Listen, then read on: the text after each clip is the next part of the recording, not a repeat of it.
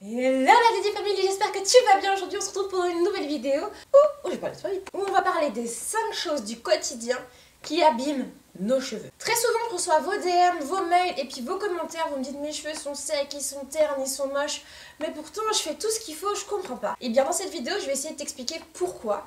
Et on va passer par 5 éléments parce que c'est comme ça que j'ai réussi à regrouper un petit peu lors de toutes mes vidéos, toutes les choses dont je vous parle, toutes ces agressions qui viennent abîmer le cheveu. Ces agressions viennent abîmer la couche protectrice du cheveu. Si vous avez vu ma vidéo sur Enjoy Phoenix, eh bien vous savez de laquelle je parle, de la couche où il y a les cuticules. Les cuticules, c'est cette enveloppe en forme de pomme de pin qui va venir protéger ton cheveu des agressions extérieures. Une fois que c'est abîmé, ça s'ouvre. C'est d'ailleurs comme ça qu'on sait si on a un cheveu plus ou moins poreux.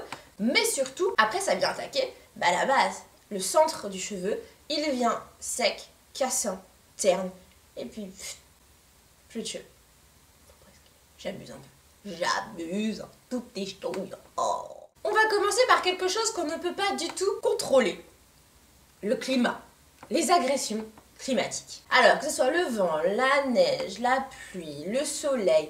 Alors, j'ai ajouté la pollution, parce que c'est pas climatique, mais j'aimerais trop le mettre, sinon... Voilà, mais c'est pareil, c'est des choses qu'on ne peut pas vraiment trop contrôler. En fait, c'est des choses qu'on ne sait pas forcément, mais le fait qu'il y ait de la pluie dedans, ça va venir se poser sur le cheveu, ensuite ça va venir ouvrir les écailles, se loger dedans, le fragiliser, puis le permettre de se casser. Le soleil, c'est une agression, ça peut même venir cuire le cheveu, ça dépend de ce qu'on a mis sur notre tête aussi. C'est pareil que notre peau, on ne va pas l'exposer de manière... disproportionnée, c'est le mot que je cherche, mais pourtant... on ne protège pas autant nos cheveux. Quelles sont mes solutions? Quand on est face à beaucoup de pluie, beaucoup de vent, ce genre de choses, la neige, etc., on n'hésite pas à faire des shampoings doux, hydratants. Je vous ai fait un top 5, grand bien me fasse, sur les shampoings. N'hésitez pas à aller le voir parce que ça va vous donner plein de clés pour pouvoir choisir un bon shampoing. Pourquoi faut-il faire des shampoings hydratants? Parce que ça permet de garder l'élasticité et de donner de la douceur aux cheveux. Un cheveu qui est bien hydraté, vous voyez, c'est un cheveu, par exemple, quand vous allez avoir votre boucle, qui va rebondir, un beau cheveu bien rebondi et tout doux. Et puis ensuite, on vient faire un soin nutritif. On vient apporter de la nutrition. Pourquoi? Parce que ça va aider à donner force, vigueur et brillance aux cheveux. Donc ça, c'est le petit combo qui va venir protéger votre cheveu parce qu'il va être hydraté et nourri. Ensuite, vous utilisez votre leave-in conditioner dont vous avez l'habitude, celui que vous préférez. J'ai pas vraiment de marque à vous conseiller. Je pourrais me pencher dessus pour vous faire aussi un top 5. Pourquoi pas? Dites-moi dans les commentaires si ça vous intéresse. J'utilise en ce moment, je suis de chez Cantu. Je sais que tout le monde n'aime pas Cantu parce que c'est une compo qui est pas top. Je suis toujours à la recherche d'un bon leave-in conditioner. Alors j'oublie toujours les noms des secrets de l'œil. Voilà, c'est le cœur nectar. Merci à vous. Le cœur nectar des secrets de l'œil, bien sûr vous pouvez l'utiliser. On le met avant par exemple d'aller à l'eau. On va venir mettre, avant d'aller à la mer, tout ça, on met son petit conditionneur, son leave-in conditioner. On fait des petites nattes pour protéger ses cheveux, pas trop serrés. On les attache joliment, on met son petit chapeau, les cotons. Et puis ensuite, vous verrez, vous ferez chez vous en rentrant un conditionneur pour venir raviver vos boucles, hydrater, protéger, ce que j'ai dit juste avant. On peut aussi mettre un peu d'huile, mais attention à l'huile. On ne vient pas le mettre au moment où on s'expose. C'est comme si on est de la friture sur nos cheveux et c'est pas ce qu'on recherche. Non. Quelle huile je peux vous conseiller? Utilisez des produits naturels, tels que l'huile de Babassou qui est très proche de notre cheveu. Je vous ai d'ailleurs aussi fait un top 5 cheveux. Allez-y. Jetez-vous dessus. Ou sinon l'huile d'olive qui est aussi très bonne et qui est réparatrice du cheveu. Pourquoi de l'huile? Parce que l'huile c'est filmogène et c'est non miscible à l'eau. Du coup, vous savez que ça va venir vraiment faire une couche, une pellicule qui va venir protéger votre cheveu. En hiver comme en été, on a souvent tendance à vouloir mettre des bonnets et des chapeaux.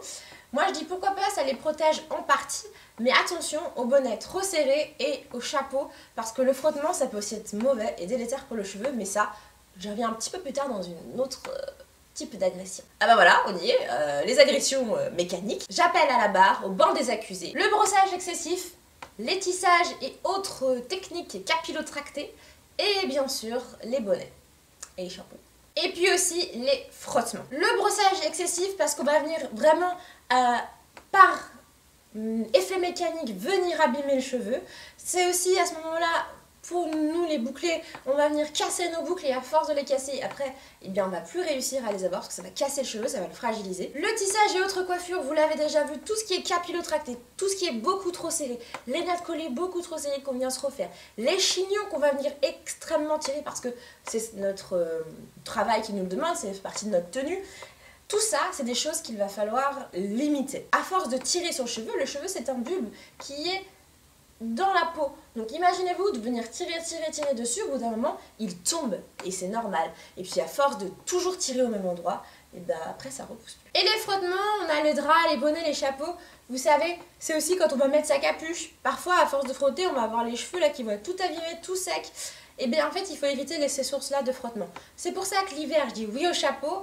Et l'été aussi, mais il y a toujours... Si, mon avis, c'est de porter un bonnet en satin toute la journée, mais on peut pas. Maintenant, je sais qu'il existe aussi des bonnets avec à l'intérieur un revêtement en satin qui permet justement de limiter ces frottements-là et de préserver votre cheveu. Mes solutions, les astuces démêlage dont je vous ai déjà parlé, notamment le démêlage à l'huile chaude, mais aussi de toujours venir se démêler les cheveux, enfin uniquement, pas toujours, mais uniquement se démêler les cheveux quand ils sont mouillés, quand ils sont humides, et encore mieux au moment du conditionneur, parce que c'est à ce moment-là qu'on va venir appliquer des produits qui ont des ammonium quaternaire dedans, régulièrement, et puis du coup, on va pouvoir venir plus facilement démêler son cheveu. Ensuite, le choix de vos accessoires, j'en ai parlé tout à l'heure, des bonnets avec un intérieur en satin par exemple, ça va être aussi le type de brosse qu'on va utiliser, un peigne à dents larges, bien sûr, son choix de coiffure. Vous en trouverez des milliers sur YouTube, des vidéos tuto pour avoir des coiffures pertinentes à faire. Troisième type d'agression, les agressions chimiques. Ça, je vous en parle tout le temps dans mes vidéos. J'appelle au banc des accusés la compo des produits, l'utilisation des produits et tout ce qui va être coloration, décoloration, défrisage, ainsi de suite. Mes solutions, il n'y en a pas 600 000. La compo des produits, je ne peux que vous inviter à checker la compo de vos produits. Quand vous savez ce que vous mettez, vous savez du coup pourquoi vos cheveux ont tel ou tel rendu ensuite. Moi, il y a des choses sur lesquelles j'ai arbitré, je vous le dis quasiment à chaque vidéo. Les ammonium quaternaire, par exemple, c'est partie des produits où j'ai dit oui. Oui, parce que je vois l'effet que ça a sur mes cheveux et ça les aide énormément. Les autres, j'essaye de réduire ma consommation ou totalement de l'abandonner. Après, chacun fait comme il le sent, mais vous pouvez pas dire je vais avoir des beaux cheveux et faire à moitié les choses. Ça marche pas. Ensuite, il y a l'utilisation des produits. Celles et ceux qui ont des bons produits, mais qui les utilisent de la mauvaise manière ou à outrance. C'est pas parce qu'on a les cheveux déshydratés qu'on va faire un max d'hydratation, on va tout le temps utiliser son vapeau, tout le temps apporter des produits hydratants, qu'on aura les cheveux hydratés. Non, non, non, on aura les cheveux hydratés quand on aura bien la bonne balance, l'équilibre, protéines, hydratation. Et c'est à ce moment-là aussi, qu'en utilisant des bons produits et des produits adaptés, problématiques de tes cheveux, que tu auras le bon résultat. Et puis ensuite, coloration, décoloration, défrisage, je pense que là-dessus, il n'y a pas besoin de vous le rappeler que c'est pas forcément bon pour les cheveux. Après, chacun fait ce qu'il veut. Moi, j'en fais. Et après, je sais juste que je dois m'occuper à fond de mes cheveux. Je dois les entretenir pour faire en sorte qu'ils ne vrillent pas et qu'ils ne se cassent pas. Ensuite, les agressions thermiques. Et là, je ne parle pas du froid, parce que ça, c'est plus haut dans l'agression climatique. Mais vous l'aurez compris, j'appelle à la barre tous les appareils chauffants. Même ceux qui ont des technologies de dingue, je les mets quand même dedans. Parce qu'en fait... tout produit chauffant, à force de l'utiliser, c'est la fréquence d'utilisation qui va faire que votre cheveu, il va s'abîmer, ça sera délétère de manière définitive pour votre cheveu. Ma solution, c'est du coup de ne pas les utiliser tous les jours, voilà. Moi je l'ai fait aujourd'hui, hein, vous voyez, je me suis fait un brushing il y a 3 jours, du coup là je me refais des petites boucles parce que j'avais envie et parce que je me mets avec mes boucles. Et puis ensuite, je ne peux que vous conseiller d'utiliser des protecteurs de chaleur. Je n'ai pas trouvé de protecteur de chaleur avec une compo qui est belle. Ça, je vous l'ai déjà dit. J'utilise des produits qui me sont efficaces et que je connais bien. Je peux vous conseiller du coup celui de chez Cantu. Je vous mets dans la barre d'infos ses références. Et puis d'ailleurs, vous trouvez d'autres références, d'autres produits, parce que je ne les ai pas tout dit là pour pas que la vidéo elle soit trop longue. C'est le Thermal Shield Spray. Très bon protecteur aux qualités. Il n'a pas une belle compo, mais il protège bien mes cheveux et il me permet de faire ce que je veux. Si vous, dans les commentaires, vous connaissez des marques de protecteurs de chaleur qui sont très bons, n'hésitez pas à me le dire dans les commentaires. Je sais que j'avais déjà testé avec de l'eau de riz, de me lisser les cheveux après, ça avait hyper bien fonctionné. Mais après, c'est pas un vrai protecteur de chaleur. Enfin, si, oui, mais Je préfère quand même utiliser le mon thermoprotecteur et surprotéger mes cheveux s'il le faut par contre. Et puis d'ailleurs, si vous voulez une vidéo sur comment bien lisser vos cheveux tout seul, n'hésitez pas à les regarder dans le petit ou dans la barre d'infos parce que je crois que là j'ai tellement mis de références que je n'aurai plus de place, n'hésitez pas à les checker. Et puis la dernière agression, c'est celle pour moi sur laquelle on peut avoir le plus d'impact parce que c'est les agressions liées à notre rythme de vie. J'appelle à la barre la malbouffe, les changements d'humeur, les hormones et la maladie. Je vous le dis assez fréquemment, nos cheveux poussent. Par contre, si ces éléments-là ne vont pas, c'est ce que je vous dis à chaque fois, mais les conseils que je vous donne, on aura beau les appliquer, ça ne fonctionnera pas. Pour la malbouffe, c'est super simple. Il faut juste rééquilibrer son alimentation. Se faire plaisir, oui, mais tout dépend du dosage. Pareil, quand je vous dis de vous hydrater, on s'hydrate de l'intérieur et on hydrate à l'extérieur. Les changements d'humeur, je parle surtout des gens qui sont un peu déprimés.